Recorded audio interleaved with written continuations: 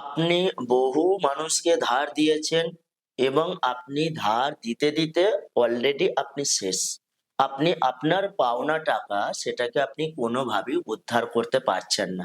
তার কাছে যাচ্ছেন এবং সে আজ দেবো, কাল দেবো, এইভাবে আপনাকে ঘোরাতেই থাকছে। আপনার পয়সা, আপনার পাওনা টাকা সে আপনাকে কোনোভাবেই দিতে চাইছে না। কারণ এক্ষেত্রে আপনাকে কি করতে হবে না, আপনার একটা কথা প্রায়শই শোনা যায় যে ব্যবসার টাকা পয়সা ঝুলে রয়েছে এবং ক্রমশই ঋণ বাড়ছে, পাওনাদার টাকা চাইছে, অথচ আপনি তাকে টাকা দিতে পারছেন না। যখন টাকা আদায়ের কোনো পথ খোলা না থাকে, তখন এই টিপস আপনি একবার হলেও করে দেখুন।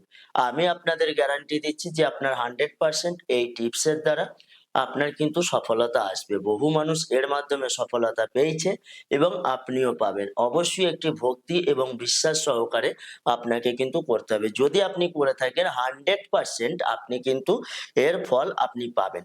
কি করবেন? এই প্রয়োগটি যথাযথ নিয়ম মেনে আপনাকে করতে পারলে ব্যবসার টাকা যে আটকে রয়েছে সেই টাকা চটজলদি দেখবেন আপনি ফেরত পাচ্ছেন এবং আপনার পাওনা টাকা আপনি ফেরত পেয়ে যাবেন। কি করবেন? যেকোনো একটি শুক্লপক্ষের অষ্টমী তিথিতে এই প্রয়োগটি করতে হবে। কবে করতে হবে? না, শুক্লপক্ষের অষ্টমী তিথিতে করতে হবে। কিছু পরিষ্কার, এবার যে ক্রিয়াটি করতে হবে সেই ক্রিয়াটি বলে দিচ্ছি। কিছু পরিষ্কার তুলো কিনে নিয়ে ওই তুলো দিয়ে ৪ টি বাতি তৈরি করতে হবে। পরিষ্কার কিছু তুলো কিনে নিয়ে এসে ওই তুলোগুলো ৪ টি বাতি করতে হবে। বাতি কিভাবে করবেন? না, আপনি ধূপের মধ্যে ভালো করে তুলোটিকে লাগিয়ে নেবেন এবং সেই তুলোটি লাগিয়ে নেওয়ার পর আপনি সেই তুলোর গায়ে ঘি লাগিয়ে দেবেন এবং বাতিগুলোতে জয়িত্রী, নাগকেশর এবং কালো তিল, জয়িত্রী, নাগকেশর এবং কালো তিল, এই ৩ টি জিনিস মিশিয়ে আপনি মোমবাতিতে ওপর দিয়ে লাগিয়ে দেবেন।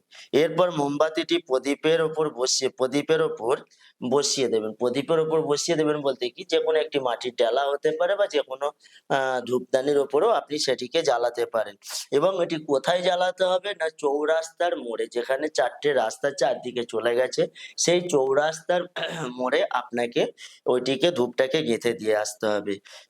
এরপর নিজের মধ্যমা আঙুলে একটি ছোট্ট নতুন আলপিন ফুটিয়ে রক্ত বের করতে হবে। আপনার নিজের মধ্যমা আঙুলে একটি ছোট্ট আলপিনের দ্বারা একটু রক্ত বের করে নিতে হবে।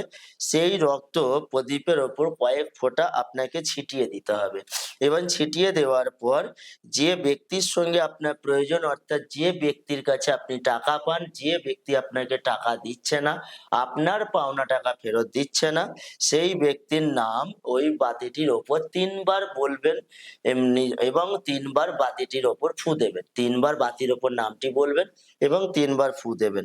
এরপর কোনো দিকে না তাকিয়ে, অর্থাৎ আপনি যে ক্রিয়াটি করলেন সেই ক্রিয়াটি করে পিছন দিকে না তাকিয়ে আপনি সোজা বাড়ির দিকে চলে আসবেন এবং বাড়ি ঢোকার আগে যদি পারেন আপনি হাত এবং পাটি যদি ধুয়ে নিতে পারেন তো খুব ভালোই হয়।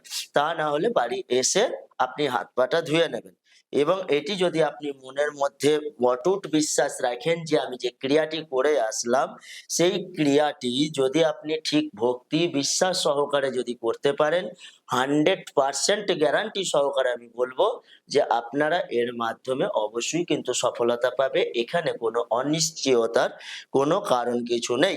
যদি আপনি এটিকে ভক্তি বিশ্বাস সহকারে করেন, 100% যে আপনার কাজ হবে। নমস্কার, আমি জ্যোতিষতন্ত্র সম্রাট কৃষ্ণেন্দু ভট্টাচার্য। আজকে যে আপনাদের যে বিষয়টি বললাম যদি আপনাদের ভালো লেগে থাকে এবং আপনাদের যদি কার্যকরী হয়, তাহলে লাইক, শেয়ার এবং সাবস্ক্রাইব করুন এবং ভক্তি বিশ্বাস সহকারে আপনি আমার এই ক্রিয়াটি করতে থাকুন। অবশ্যই 100% রেজাল্ট পাবেন। নমস্কার।